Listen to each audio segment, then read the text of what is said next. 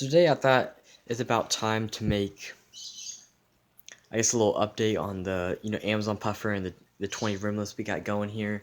I've been showing it a lot lately, and I haven't been talking about it that much.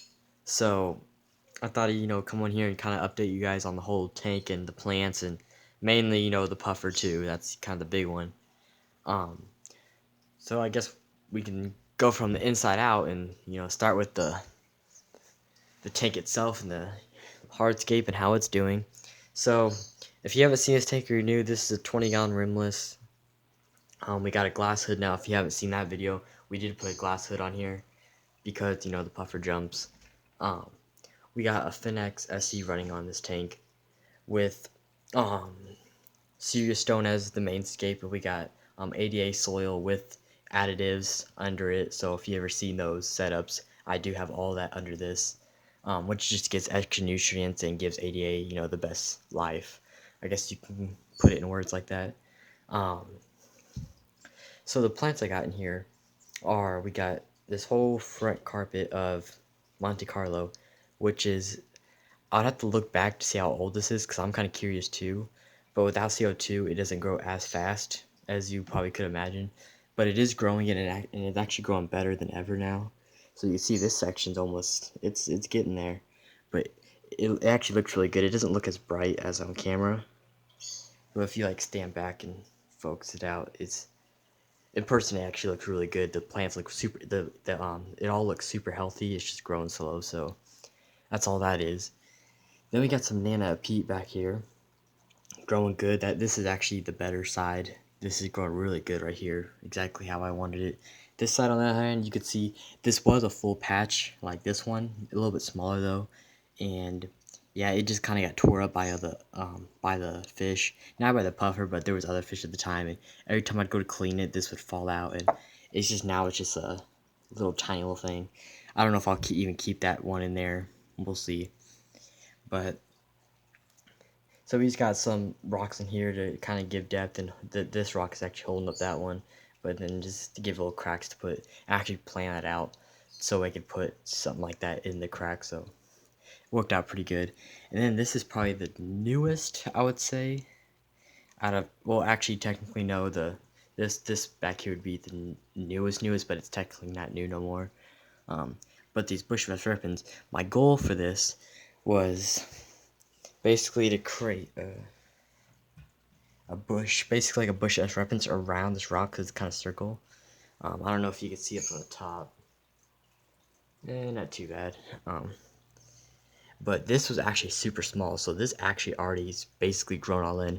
So this one, these back here are, little strugglers back here, but they're still growing. They're nice and healthy. You can see how green they are. But if you look back, I mean, you can see how green they are. They're definitely nice and growing. I don't know what it is with me playing S weapons. The first one that I ever plant every time always grows the best, and for some reason it's always the first one. The first one on the big tank always grew better and bigger and more lush, and this one's the same way. So this glass is in the way, but you can see, it looks good from the top. It just kind of creates this, kind of just round bush effect that I kind of thought about, and I thought it actually turned out really nice. Then back here we have basically another type of big bush of needle-leaf Java fern.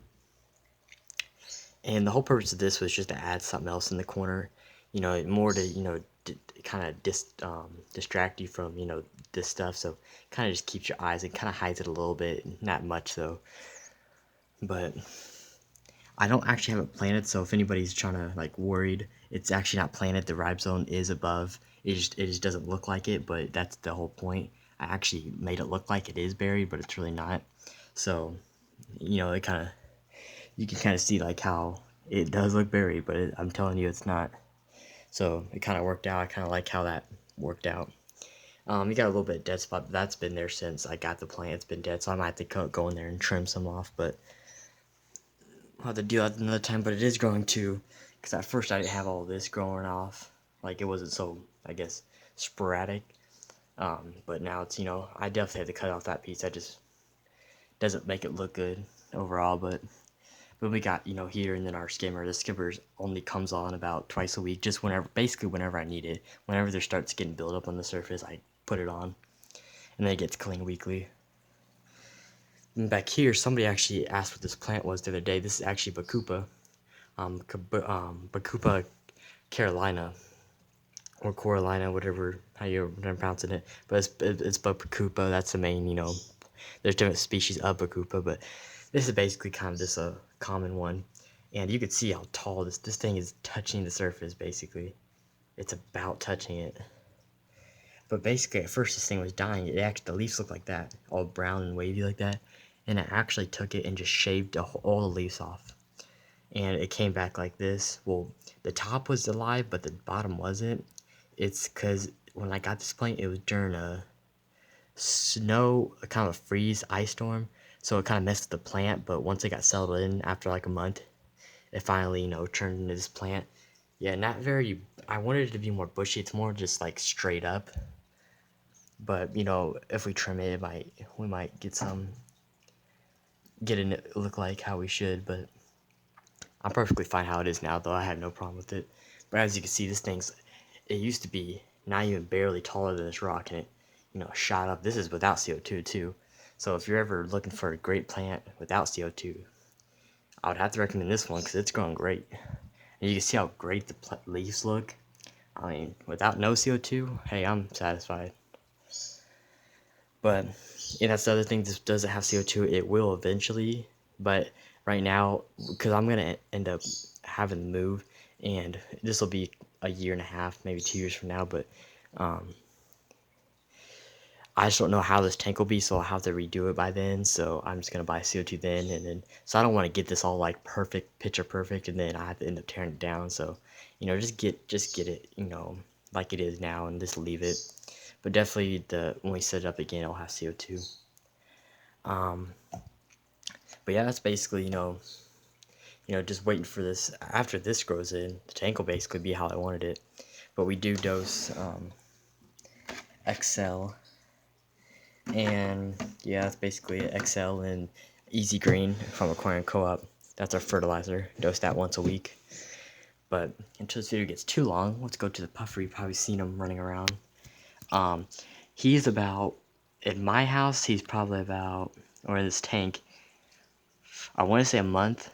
I have to go back and check, but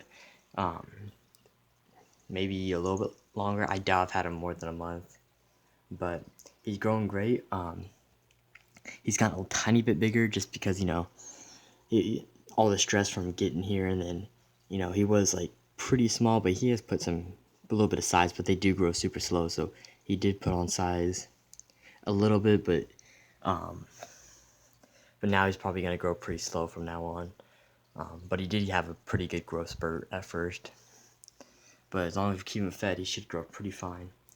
He's about 1 inch when I got him. He might be like 1.25 inches now. I would guess just by looking at him.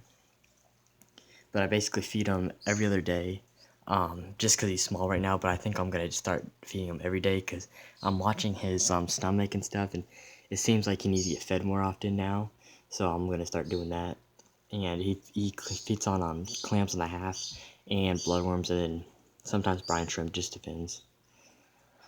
But just all live food basically. And he's doing great.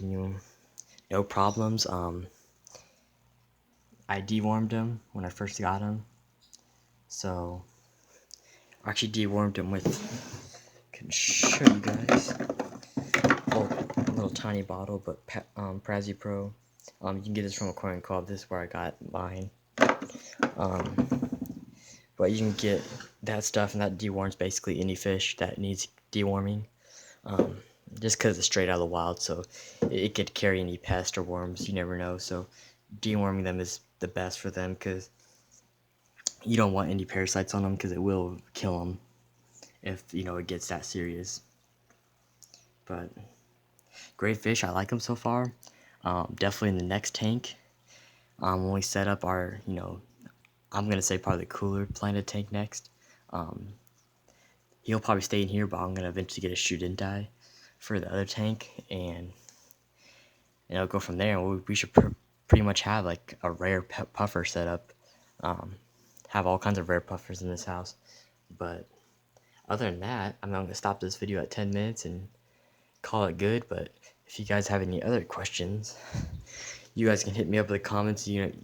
Ask me anything. I respond literally as fast as possible. Everybody knows that I can reply in literally 10 seconds, so I'm always checking. So have any questions, just put down below. If you want to donate, link in the description. That's always helpful, especially when setting up new tanks, and especially this next one. It's going to be very helpful for having as much donations as possible if you want to, though. But you don't have to. But other than that, I'll see you guys on the next one.